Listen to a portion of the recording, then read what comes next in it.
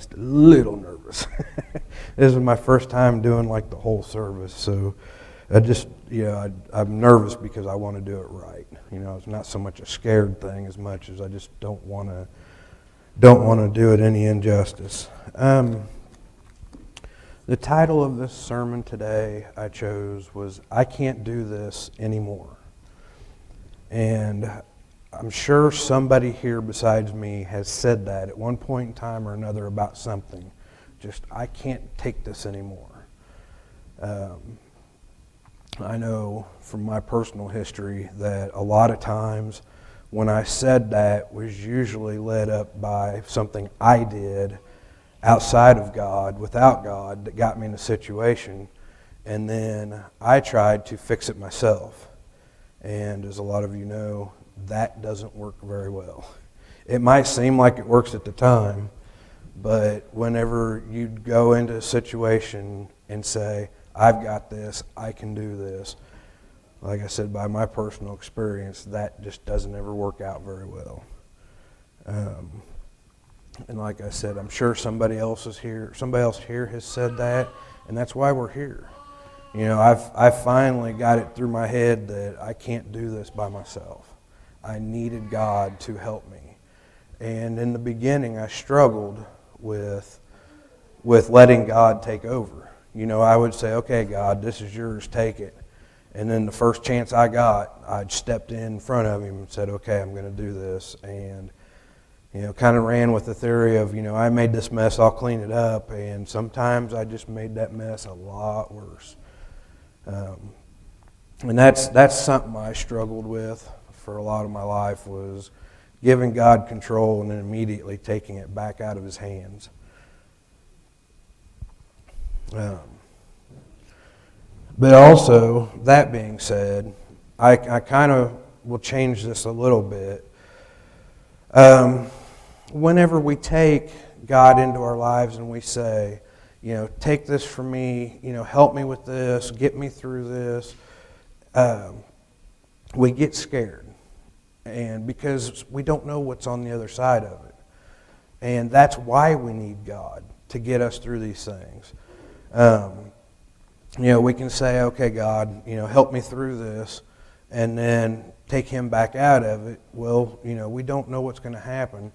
And I think that's what happens too. Some people will say, okay, God, help me with this. And then they get so scared and so nervous that they go back to their old ways, or they don't want him to help because they're too prideful. And that was one of my big deals, was pride. When I was saved by a gentleman that I didn't think would ever have any influence on my life at all. I was at a Friday night revival, and this guy got up to speak and had the suit and tie that he always, was always fixing his tie, and had gold on every finger and around his neck. And I thought, oh boy, this is one of those flashy guys, and I don't like the flashy guys. But to be respectful, I said, I'll give him my attention, listen to what he has to say. And by the time this gentleman was done speaking, I was on my knees at the altar. I didn't think I would ever be there with him helping. But it was pride. It was pride that kept me back that point. And when that guy said, you have to let go of pride, I let go of it. And like I said, by the time he was done talking, I was already up front. But like I said, the pride and the being scared, there's a lot of things that come into play whenever we give up our control to God. And then where I kind of want to change it a little bit, my message this morning is, there are people out there, most of the people here, I assume, I don't know everybody, but know what God does for you. But there are people in the world that don't know, or they don't think that they're right for God. And those are the people that are probably the best candidates for God's love and grace. I always thought, what would I say to somebody if they said, I'm too broken? I don't know if anybody's ever heard somebody say that or not, but they say, I'm too broken to be fixed. And my answer to that is one word, and that's whosoever. Because it says in John 3:16 that for whoever loved God, it says in Romans 1:16 that whoever believes in God. It says throughout the Scriptures that whoever. This stuff isn't just for the people that come here on Sunday morning. It's for everybody in the world. There is nobody out there that isn't good enough for God's grace and God's mercy. And I was one of those at one point too.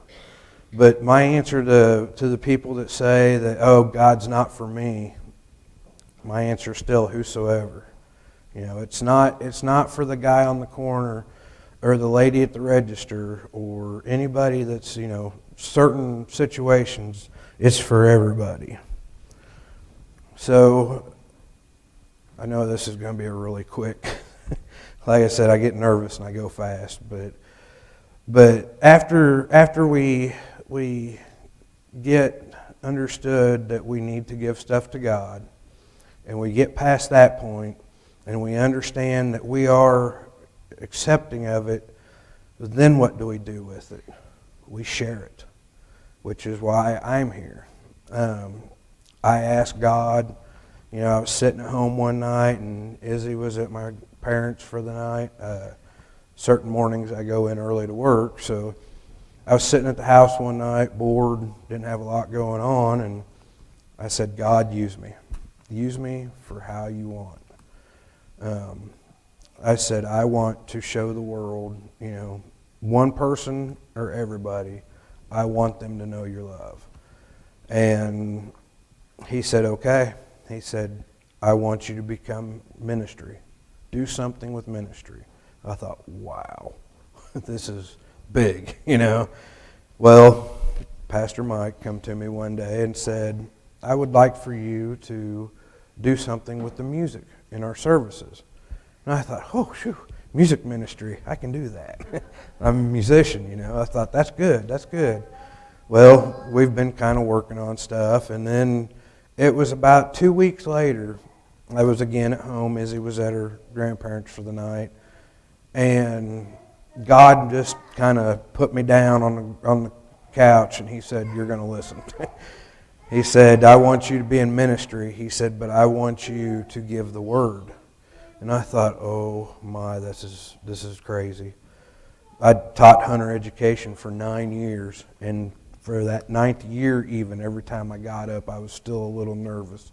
Knew the stuff like the back of my hand, but I still got a little nervous going up every time. But I did something I shouldn't have done, and I questioned God about it. I was like, are you sure?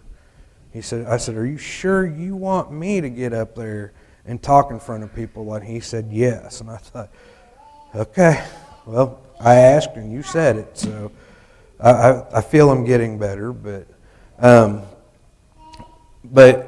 one thing that I always want people to remember is to go out into the world and be that light. Be the light of God. Because there are people out there who are just aching and aching for somebody to come up to them and say, God loves you. God needs you. And that'll throw a lot of people off. When you tell them that God needs you instead of you needing them or God, that kind of throws them for a loop, but it's true. We need God just as much as He needs us.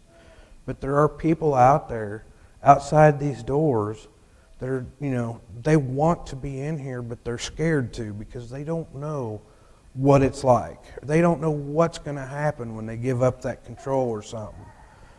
So that's kind of my deal, is just asking people just to go out those doors, find one person. It may be just the lady at the register or the guy in the corner or whoever. Just, if they seem like they need God, if they don't know God, just tell them. Say, hey, I just wanted to let you know that, I'm thinking of you and God loves you. And you'll be amazed at how many doors that'll open in that person's life and yours. Like I said, that's what I want to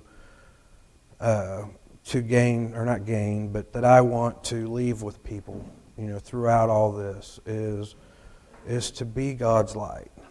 go out in the world. You know, it may be close to noon right now and bright outside, but it's dark somewhere in the world. It's dark in somebody's life. And let's get that light into their heart and in their soul and let them know that they are loved.